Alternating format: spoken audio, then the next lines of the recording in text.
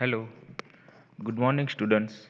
આજે આપણે ઓપરેટિંગ સિસ્ટમના યુનિટ 1માં ક્વેશ્ચન નંબર 6 જોવાનું છે. હવે આના પછી એક જ ક્વેશ્ચન બાકી રહે છે, પછી તમારું યુનિટ પૂરું થઈ જશે. આપણે જોઈએ question number 6. Define operating system structure, એટલે કે ઓપરેટિંગ સિસ્ટમનું સ્ટ્રક્ચર કેવું હોય છે એ આપણે જોવાનું છે. આની પહેલાં આપણે ભણી ગયા ઓપરેટિંગ સિસ્ટમના ટાઈપ્સ. હવે એ ટાઈપ્સ મુજબ એ કેવા સ્ટ્રક્ચરમાં એનું આખું ક્રિએટ થયું છે એ આપણે જોવાનું છે. તો જોઈએ ડિફાઇન ઓપરેટિંગ સિસ્ટમ સ્ટ્રક્ચર. આ ક્વેશ્ચન પણ એક્ઝામ માટે મોસ્ટ ઇમ્પોર્ટન્ટ છે, ખાસ યાદ રાખજો. Simple structure and second monolithic structure. બે જ સ્ટ્રક્ચર છે, simple structure and monolithic structure. હવે એને આપણે ડીપમાં સમજીએ કે સિમ્પલ સ્ટ્રક્ચર શું કહેવા માંગે છે અને monolithic structure. First, simple structure. Many commercial systems do not have well-defined structure. Many commercial systems do not have well-defined structures. એને એ લોકોને properly structure હોતા નથી. Frequently, such as operating system started as small, simple and limited system and then grew behind their original scope. Frequently, such operating system, જે જૂની operating system હતી એનું શરૂઆત કેવી રીતે થઈ હતી? તો કે started as small, simple and limited system. શરૂઆત એની કેવી થઈ હતી? એ પહેલાંની ઓપરેટિંગ સિસ્ટમ કેવી હતી? સ્મોલ, સિમ્પલ એન્ડ લિમિટેડ હતી. And then grow beyond there original scope. અને પછી એની અંદર વિકાસ થવાની શરૂઆત કેવી રીતે થઈ? તો કે તમે જૂની સિસ્ટમ ઉપર કામ કરતા ગયા અને પાછળ એની અંદર શું કરતા ગયા? બેકની અંદર એની ઉપર વિકાસ કરવા માટેનું કામ એનું શરૂ થયું. જોઈએ આપણે MS-DOS is an example of such a system. MS-DOS જે સિસ્ટમ છે, માઇક્રોસોફ્ટ ડિસ્ક ઓપરેટિંગ સિસ્ટમ, એ આનું શું છે? ઓપરેટિંગ સિસ્ટમનું એક એક્ઝામ્પલ છે. It was originally designed and implemented by a few people who had no idea that it would become so popular. આજે MS-DOS જે ઓપરેટિંગ સિસ્ટમ છે એને ડિઝાઇન અને એનું ઇમ્પ્લિમેન્ટ કોના દ્વારા કરવામાં આવ્યું હતું? અમુક એવા 2-3 માણસો દ્વારા, અથવા તો 2-3 એવા સ્ટુડન્ટ હતા જે કોલેજની અંદર અભ્યાસ કરતા હતા. એ લોકોને પ્રોજેક્ટની અંદર કીધું કે તમારે નવો કંઈક આઈડિયા લાવવાનો છે. તો એ 3-4 જણા જે સ્ટુડન્ટ હતા એ લોકોએ ભેગા થઈને નક્કી કર્યું અથવા તો બનાવવાની શરૂઆત કરી. ત્યારે એ લોકોને આઈડિયા નહોતો. who had no idea that it would become so popular. એ લોકોને આઈડિયા નહોતો કે આ છે એ એક પોપ્યુલર થઈ જશે. હાલમાં જે ફેસબુક છે, જે માર્ક ઝુકરબર્ગ, એ એની કોલેજમાં, એની જે આઈઆઈટીના એન્જિનિયરિંગમાં જે ભણતો હતો ત્યારે એને છેલ્લા સેમેસ્ટરની અંદર એને પ્રોજેક્ટ આપ્યો હતો. તમે ટીવાયની અંદર આવશો, લાસ્ટ સેમની અંદર તમારે પણ પ્રોજેક્ટ બનાવવાનો આવશે. તો એવી રીતે એને પ્રોજેક્ટ બનાવવાનો આવ્યો હતો. તે 3 ફ્રેન્ડે ભેગા થઈને એક એવું પ્રોજેક્ટ બનાવ્યો કે આપણે કંઈક એવી સાઇટ બનાવીએ સોશિયલ મીડિયા માટેની. તો એ લોકોને એ વખતે આઈડિયા જ નહોતો કે માર્ક ઝુકરબર્ગને એવો આઈડિયા જ નહોતો કે આનું જે ફેસબુક છે એ વર્લ્ડ વાઇડ આટલું પોપ્યુલર થઈ જશે ને અત્યારે દુનિયાનો 3જા નંબરનો ધનિક માણસ એ બની ગયો છે ફેસબુક ઉપરથી. અત્યારે એણે ઇન્સ્ટાગ્રામ ને વોટ્સઅપ બધું ખરીદી લીધું છે. પણ એ વખતે એને આઈડિયા નહોતો. જેવી રીતે MS-DOS ક્રિએટ થયું ત્યારે એ લોકોને આઈડિયા નહોતો કે આ અમારી જે ઓપરેટિંગ સિસ્ટમ છે આટલી બધી પોપ્યુલર થઈ જશે. It was written to provide the most functionality in the least space. It was written to provide the most functionality in the least space. એ ઓછી એવી જગ્યાની અંદર ઘણા બધા તમને ફંક્શન શું કરે છે? પ્રોવાઈડ કરે છે. So it was not divided into modules carefully. એને કોઈ પણ પ્રકારના મોડ્યુલની અંદર ડિવાઇડ કરવામાં આવેલું નથી, બધું સળંગ જ છે. Figure so its structure. જો પેલા એપ્લિકેશન પ્રોગ્રામ એ તો ડાયરેક્ટ છે એના device ROM BIOS device driver સાથે પણ કનેક્શન રાખે છે, અથવા તો એની રેસિડેન્ટ સિસ્ટમ પ્રોગ્રામમાં જાય, ત્યાંથી MS-DOS ડિવાઇસ ડ્રાઈવર ને ત્યાંથી રોમ. આખું એનું શું છે? MS-DOSનું આખું આ સ્ટ્રક્ચર છે.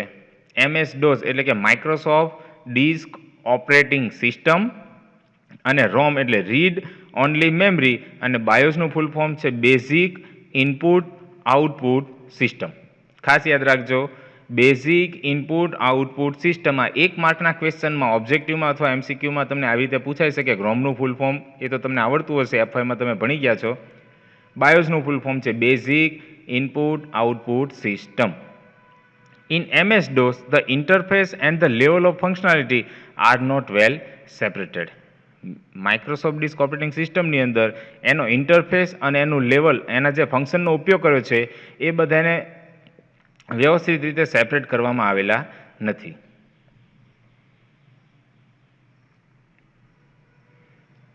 Another example of limited structuring is the original Unix operating system. MS DOS નું એક એક્ઝામ્પલ આપ્યું. આવું નવું બીજું એક એક્ઝામ્પલ કયું છે તો કે યુનિક્સ ઓપરેટિંગ સિસ્ટમ છે એ પણ આનું જ એક એક્ઝામ્પલ છે. Like MS DOS, Unix initially was limited by hardware functionality. MS DOS અને યુનિક્સ છે શરૂઆતમાં ઇનિશિયલી એટલે કે શરૂઆતમાં initially was limited by hardware functionality. એની અંદર હાર્ડવેરના ફંક્શનનો કેવો હતો બહુ લિમિટેડ યુઝ કરેલો હતો ઇનિશિયલી એટલે શરૂઆતમાં. It consist of 2 separable parts.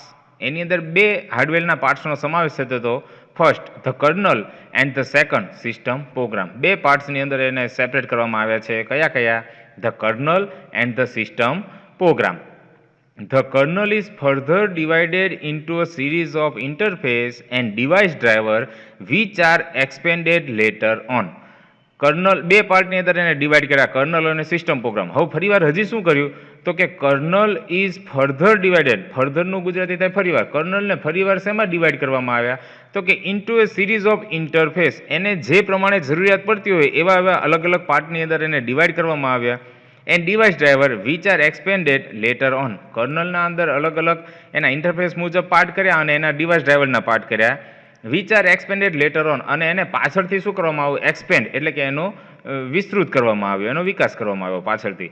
As so in the figure everything below the system call interface and above the physical hardware is kernel. જો અહીંયા બતાવ્યું છે આ કર્નલનો part. Everything below the system call interface એટલે કે સિસ્ટમ કોલ ઇન્ટરફેસની નીચેનો એટલે કે આખો પાર્ટ છે સિસ્ટમ કોલ ઇન્ટરફેસની નીચે અને કર્નલની ઉપર. આ વચ્ચેનો જે પાર્ટ છે આખો શું છે? તમારું કર્નલ છે. The kernel provides file system, CPU scheduling, memory management and other function through system call. આ બધા ફંક્શન છે એ કોના થ્રુ પૂરા પાડે છે એને તો કે સિસ્ટમ કોલ દ્વારા શું કરે છે? એને પૂરા પાડે છે. જો અહીંયા આખો એનો ડાયાગ્રામ બતાવવામાં આવ્યો છે. ડાયાગ્રામ તમે જોઈ શકો છો અહીંયા આગળ. સેકન્ડ સ્ટ્રક્ચર એનું છે મોનોલિથિક સ્ટ્રક્ચર. ફર્સ્ટ આપણે ભણી ગયા સિમ્પલ સ્ટ્રક્ચર અને સેકન્ડ છે મોનોલિથિક સ્ટ્રક્ચર.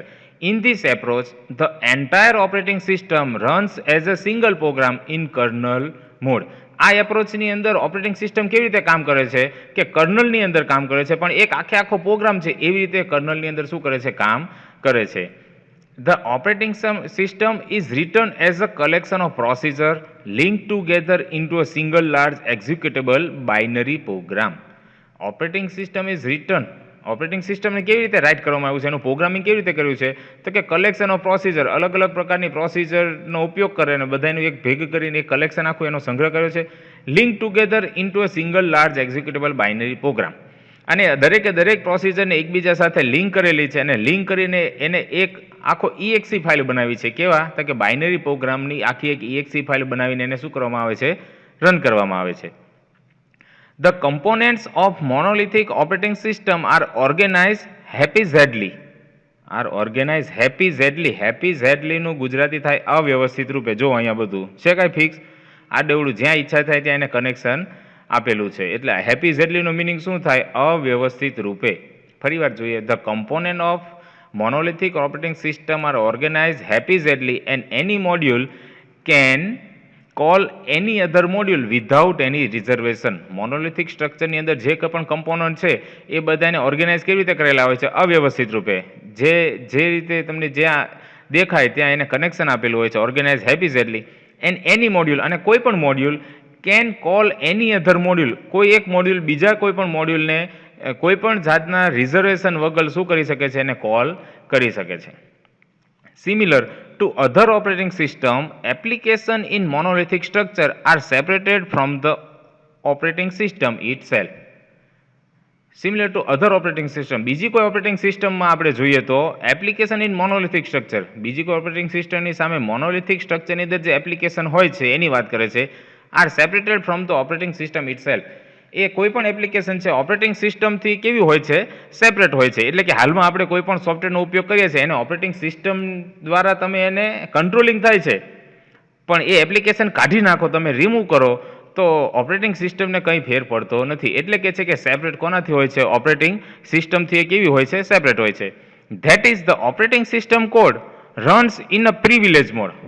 એટલા માટે કહે છે કે operating system code runs in a privilege mode. એની કોઈ એવા રાઇટ્સ આપેલા હોય કે એની પાસે જે રાઇટ્સ હોય એ રાઇટ્સ મુજબ એ શું કરે છે, એ મોડની અંદર એ શું થાય છે, રન થાય છે. Refer to as kernel mode. તો જે પ્રિવિલેજ મોડ હોય છે એને આપણે શું કહી શકીએ, કર્નલ મોડ પણ કહી શકીએ. With access two system data and to the hardware. અને શું એક્સેસ કરી શકે છે, સિસ્ટમ ડેટા અને હાર્ડવેરને એક્સેસ કરી શકે છે. Application runs in a non privilege mode. જે એપ્લિકેશન છે નોન પ્રિવિલેજ મોડની અંદર રન થતી હોય છે એને શું કહેવાય, refer to as a user mode. એટલે કે યુઝરની ઈચ્છા થાય એ રીતે એને રન કરી શકે તો એને કેવું કહેવાય, નોન પ્રિવિલેજ મોડ કહેવાય. અને યુઝર જે એપ્લિકેશન રન થતી હોય એમાં યુઝર પોતાનો કોઈ આઈડિયા આપી શકે નહીં, એ કર્નલ દ્વારા જે રન થતી હોય એને પ્રિવિલેજ મોડ કહેવામાં આવે છે. with limited set of interface available and with limited access to the system data. જે યુઝર પ્રિવિલેજ મોડ હોય છે એ લિમિટેડ સેટની અંદર આખો એનું જે છે એને એક્સેસ કરી શકે છે, and limited access two system data. અને એની અંદર જે એને સિસ્ટમ ડેટા એક્સેસ કરવો હોય તો એની પણ શું હોય છે, લિમિટેશન આપેલું હોય છે. This approach is so in the figure. આખો એપ્રોચ જો અહીંયા તમને આખું બતાવેલું છે, આ કેવું હેપીઝેટલી મોડની અંદર એને ઓર્ગેનાઇઝ કરેલું છે. When a user mode program calls a system service. જ્યારે કોઈ યુઝર પ્રોગ્રામ સિસ્ટમ સર્વિસ માટે કોલ કરે, the processor traps the call. Processor છે એ ચેક કરે, ટ્રેપ કરવું એટલે ત્યાંથી એને ચેક કરે કે કોઈ કોલ આવ્યો છે કે નથી આવ્યો.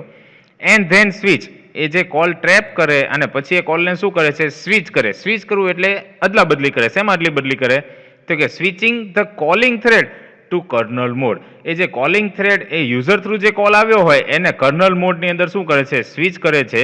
આગળ completion of system service. Completion of system service. Operating system switch the thread back to the user mode and allow the caller to continue. આખી સિસ્ટમ સર્વિસ એને કમ્પ્લીટ ક્યારે થાય છે, પહેલા યુઝર પાસેથી જે કોલ આવે છે એને કર્નલ મોડમાં સ્વિચ કરે છે. કર્નલ મોડમાં સ્વિચ કર્યા પછી એની ઉપર કામ થાય છે. એ બધું કામ છે એ કામ પૂરું થાય પછી એ જે એની સિસ્ટમ છે, સિસ્ટમ સર્વિસને કમ્પ્લીટ ક્યારે થાય, તો કે operating system switches the thread back. તમારું જે કામ આવ્યું હોય છે એને back to the user mode.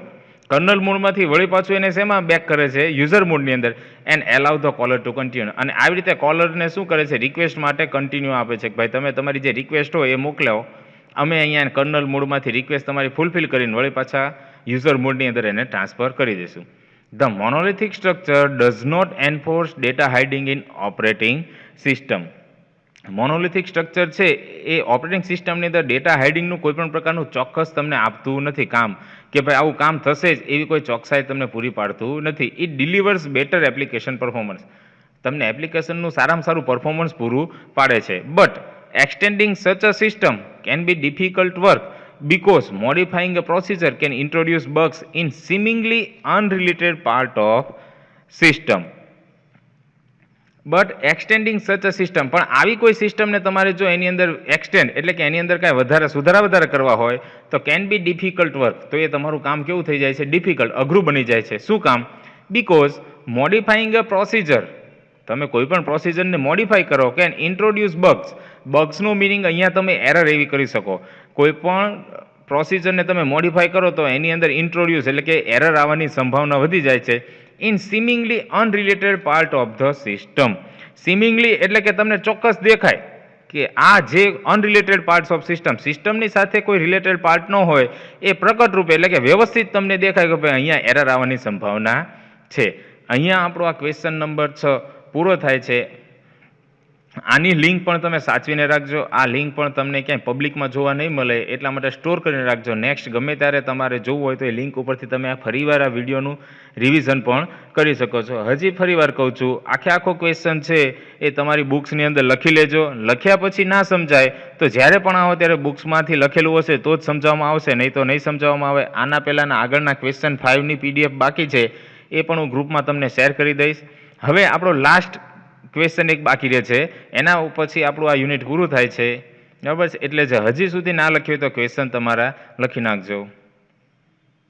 હવે આપણે નેક્સ્ટ વિડીયોમાં ક્વેશ્ચન નંબર 7 જોશું. Thank you.